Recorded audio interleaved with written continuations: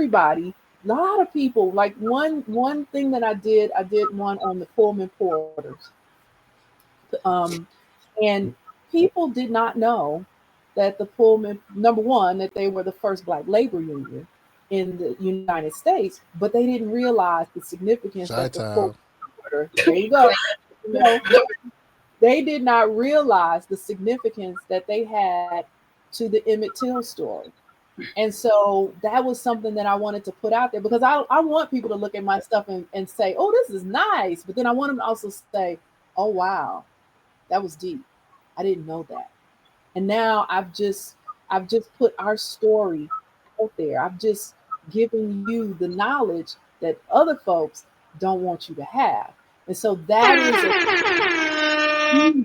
huge, that's a really huge part of this AI because this AI is giving the films and the videos and everything. They're giving us a voice. It's an extra layer of voice that you have now, and so it's so valuable. To have it out there. That's why I'm getting ready to do, and you can tell me when I'm talking about it. That's why I'm getting ready to do a launch an AI film contest for underrepresented creators and underrepresented content. And yeah, I'm really excited about that. I love that. Thank you. That's awesome. That was. Do you know how many times I had to hold my whole tongue? Do you hear me, y'all? I need y'all to understand, because Kim, I'm on my best behavior today. Look, okay, I went ahead and made the face at you, Uriah. She's gonna say it at least once. That was easy. Because I was already, the mic is right here. I cannot stand you. Anyway, so that answer that you gave right there, you said so much. And the first thing that immediately resonated within me is AI, the children that are growing up now, and especially with so much undercover, like things that people aren't saying about color. Mm-hmm. What I love right now, what you just said to me matters. My daughter's older, and for the younger ones, we have the power to create us and make us stand out in all of our glory. Because if I had that as a child, I would not have been like, oh, I'm too dark. Oh, I'm too this. I'm too that. And to see the things that you've created and then the beauty of it, that's absolutely amazing. And I loved that was a good response to that. That's how impactful that is, because I love when I see young women are just like, oh, I'm just look at my skin. This skin is out here just saying, hello, everybody. You won't touch me because it's just so awesome. Like I love what you just said. And then I love the pride and the there's a good time to be prideful. And I love the pride that you have in creating what you do. So yeah, okay. Thank you for that. You have to think about sometimes. So in the profession that I'm in, I am a realtor, and I'm in front of audiences, variety of audiences, diverse audiences, and I speak at real estate events on branding and marketing. And I'm gonna be real candid right now, and very transparent, and I had to say, how will me being blackety black this month, how would that affect, a speaking engagement, a paid speaking engagement, or a paid, consulting? And, I had to say, you know what, it doesn't matter. Because if there's someone who has a level of discomfort with who I am or what I put out there, then maybe that's not what I need to associate with. All money ain't good money. So I think that we all do have a responsibility to do whatever it is that you have the responsibility to do. I can't dictate that, but I know what my responsibility is, and that is to put it out there, and to put it out there fearlessly, and sometimes put it out there with fear. Go with it. That's Don't even think Yeah. about it, right? But Yeah. make it, you felt it, put it out there, you know, like that's the Yeah. creative side.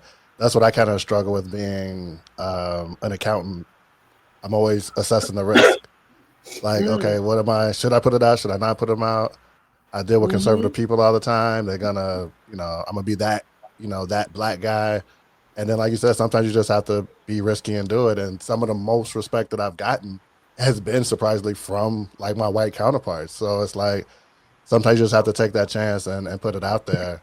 Yeah. Um, and the representation that you mentioned, I can totally agree with that. For my personal fan base, Mm-hmm. it's my biggest fans are my great aunts and my in-laws, like great aunts and uncles. Like when I come, they're like, "Where's Uriah at? Where's he at? I want to see where's the creator at." And I'm like, I didn't even realize like they're on my Facebook page more than I could even imagine. And it's for what exactly what you said, like seeing that representation in a Yeah. creative aspect. Like you don't see us in comic books. You don't see us in a futuristic state. You only see us doing a certain amount of things. And especially that generation, it was barely any of us even on a comic book or on TV. And I put my character out there in every situation all the time. And they just completely love it. And my wife always like jokes like they like you more than me now. You come, they want you at the events. Yeah. That it's something about showing, there's so much value in us seeing people succeeding in a positive way like us because we know it happens. We know it, you know, but when you see it and and it's a reflection, you're like, wow, I get Mm-hmm.